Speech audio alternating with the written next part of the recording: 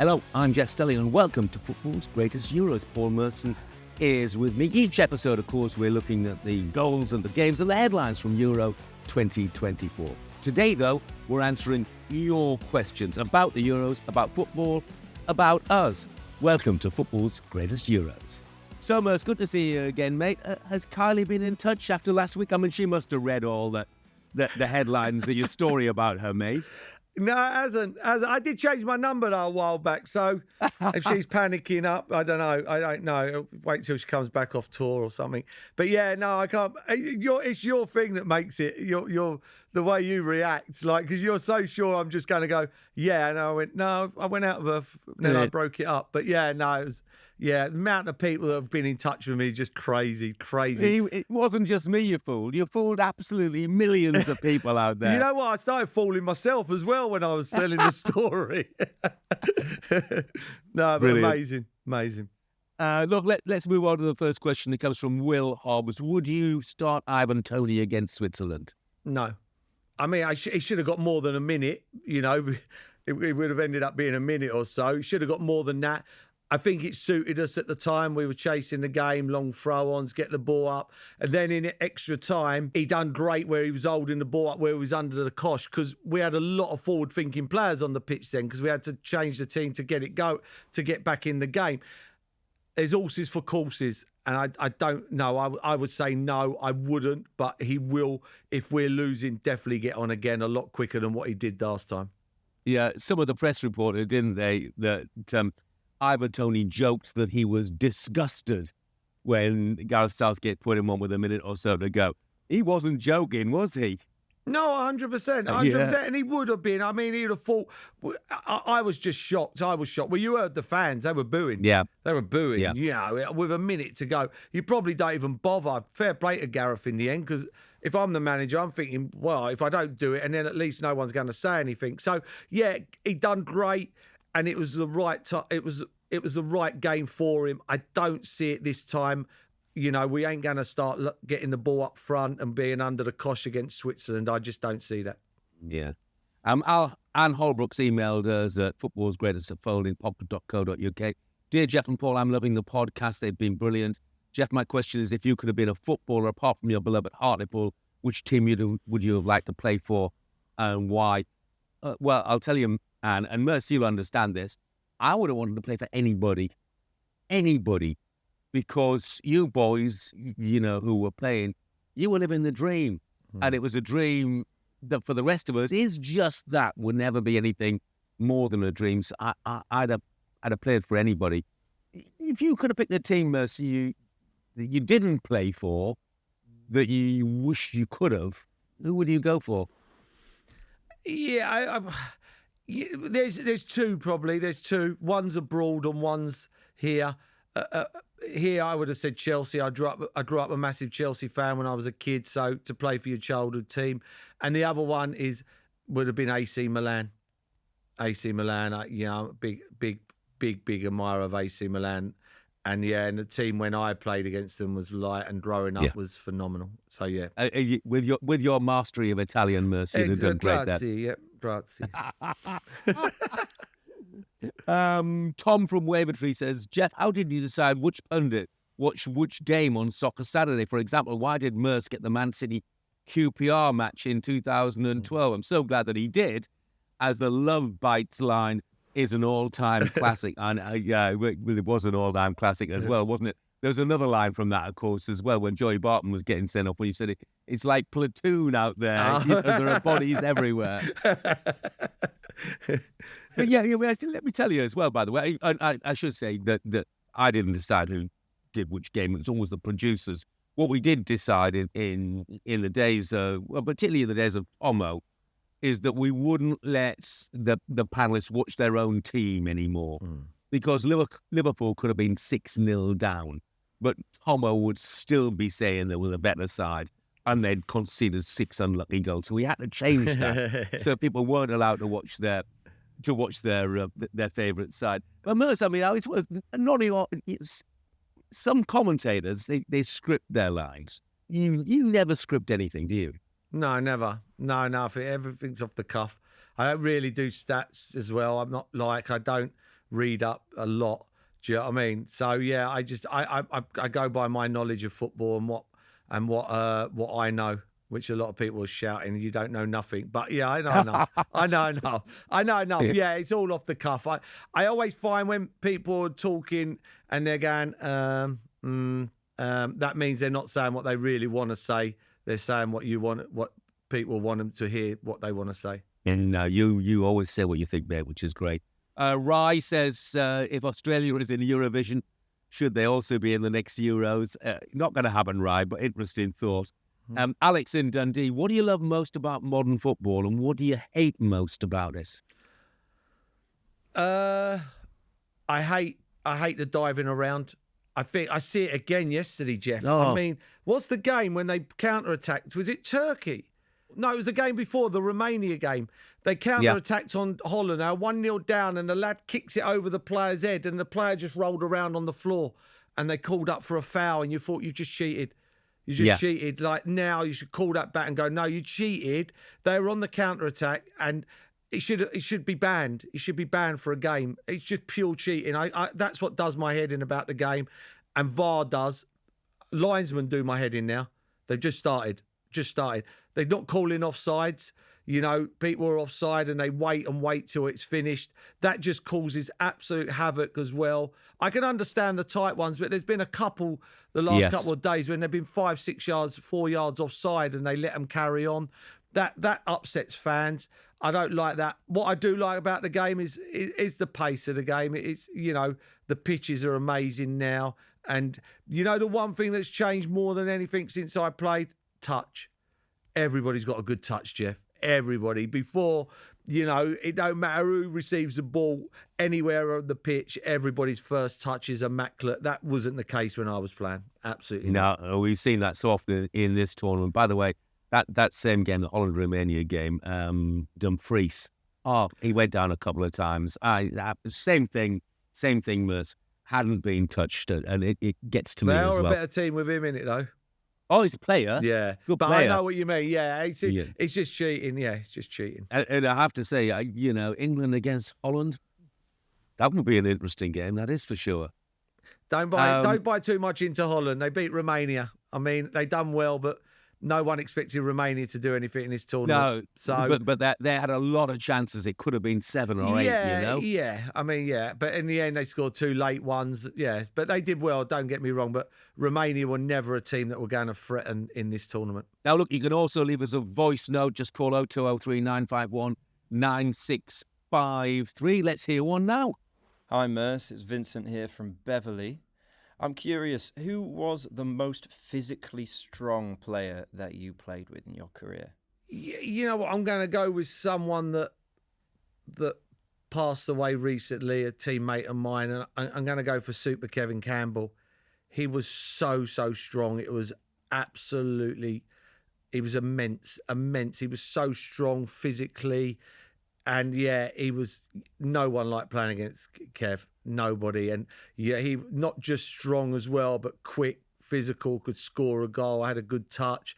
Yeah, but I would definitely say he was definitely the strongest, and that's why it knocked me sideways when he passed away. God bless him, because you know you just don't imagine that someone so strong physically that his life gets taken so early. Yeah, much missed. That is for sure. Max, who's in Bristol, says, "Hi lads, loving your podcast. Merse, do you still call your old managers gaffer or boss when you see them?" And he said, "Why do footballers do it? It's weird." I do with Jules Graham. I haven't seen him for a long time, but if I did, I would call him boss. I just think, you know, he was my boss for a long time. Yeah, the other managers, no, I see Brian Robson the other way. I just call him Robbo. I've always called Harry. He didn't even want us to call him boss. He just, and that was it. Yeah. So no, it's just a weird thing. It was just with George. It was just one of them things. It just sticks. Do you know what I mean? I call him boss. Yeah. You never call me boss. Robin Wood Green says, Merse, in an interview a while back with Jeff, you talked about Ian Wright telling Bruce Rioch to do one at Arsenal. How did you get on with Bruce? I got on all right with him. He was good as gold with me. I think I played every game under him when I was available. Yeah, it was a hard one for him. You know, it's different. Bolton, you know, top club, but you know, to go to Arsenal, it's chalk and cheese, different players, and this is my worry with the Man City, with the lad who's just gone from Man City to Leicester to Chelsea. It's a massive jump, Jeff, massive jump, and you know it'll be interesting. Yeah, I liked him, but he probably looked at it and it was probably a little bit out of his depth, and I hope he don't mind me saying that. But yeah, lovely man, but just struggled. We'll be interested to see what happens with, you know, Maresca at Chelsea, won't it? Yeah, what do you think about Dewsbury-Hall going there? I like Dewsbury-Hall. He's a good player, very good player. Played in the Premier League, got relegated, went to the Championship. Championship is chalk and cheese to the Premier League, chalk and cheese. We've seen that enough times with the teams that come up and win their league and go straight back down. The golf's massive. Do you look at Dewsbury-Hall as a Chelsea fan and go, he's the missing link from us getting in the top 4 next season? And I have to say, absolutely not. And I don't know, I hope this is not a lazy signing by the manager of like, well, I worked with him last year and I know how good he is, but this is the Championship. The Premier League's a completely different kettle of fish. So I'm a bit worried with that, but I do like him as a player. I tell you, he was fantastic when Leicester played Chelsea at Stamford Bridge in the FA Cup. So were a lot of them Burnley players the year before, Jeff. No, I like him a lot. I really hope he does well. Ali and Salford, hi Jeff. Hello, Merse. Really enjoyed the shows. It's great to have you back together. Merse, what's the best prank you've ever seen in the changing room? Prank, that's a great word, isn't it? You know, I get asked that a lot of times. I've never really seen one. Do you know what I mean? I played in teams that were out to win stuff. I don't know. Do you know what I mean? We just wasn't Wimbledon. You know, it wasn't nailing people's shoes to the floor and setting people's clothes alight. We were winning trophies. Didn't really have that, really. And yeah, no, I can't feel off the top of my head, no. And anyway, I was one of them. I got changed. I was away. I wanted to get the 1 o'clock race at Catterick or something. I weren't hanging around the dressing room. I was off. There are always those stories about the Leighton Lament and Stan Bowles when he was at Queen's Park Rangers that he always wanted to watch the 2:30 in the local betting shop, and he would turn up at 2:45, you know. But the managers always knew he'd be there. He'd be there by 2:45. Yeah. I mean, this sort of leads on from that. Dave from Osterley says, "Hello, lads. I'm a massive Arsenal fan. Merse, did you teach the foreign lads naughty words when they signed for Arsenal?" Yeah, sometimes. Yeah. Teach them some not very good words. Yeah. That's the only words I knew, Jeff. I didn't know any other words. yeah. And you're not going to give us any examples for obvious reasons, by the way, as well. Let's play another voice note now, shall we? Let's hear from Barney. Hello, Barney from Bristol here. Big fan of the show. Merse, I wanted to ask, which of your teammates had the strangest pre-match ritual or superstition? I would have to... Dave O'Leary had one where we drive our cars to a golf club for an evening game or like, so we'd go there and we'd have our pre-match like beans on toast or egg on toast. And then after that, we'd have a game of snooker, team meeting, and then we'd drive our cars to Highbury. Now, if you got a lift off David, just as he got to Finsbury Park, to a certain part, he'd put a song on and kiss his cross that he had exactly the same time in exactly the same place. He'd always do that and put the same song on. Yeah, always. I put my socks on, and then took them off and put them back on again. That was mine. Looking back now, was that a ritual or was that just pure madness? And I'm going to go with madness with that one. Brilliant, Merse. Zoe Welling-Garden City, given all the chat about the criticism of the England squad, how have you handled criticism during your careers? Oh, good question. Yeah, up and down. Sometimes okay, sometimes not. I'm not going to say we're human beings. I do understand. That's what I was saying about I understand it's a hard part of the job. Most of the time I went and had a better drink, so it just took me out the way I felt. So I took the easy option out. didn't really sit on mine. I do now if I get it. Of course I do. If I read social media and someone says something, some days it hurts, some days it's like, no, it's the same. We're human beings. It all depends on what day. But yeah, I'm not going to say I was great and I'm not going to say I was terrible, but I was in between. You're an in-betweener. Definitely. Yeah, the oldest in-betweener, but you're still an in-betweener. Lisa from Birmingham, hi, Merse. Absolutely love watching you at the Villa. My question is about Benny Carboni. How good was he, and why didn't he achieve more with his talent? Oh, that's interesting. Yeah, good question. Good question. Very good player. Yeah, like Benny, great lad, great player. I don't know. I don't know. That's something you got to ask him. So sometimes when you're that talented, and he was talented, you've got to fit into a team.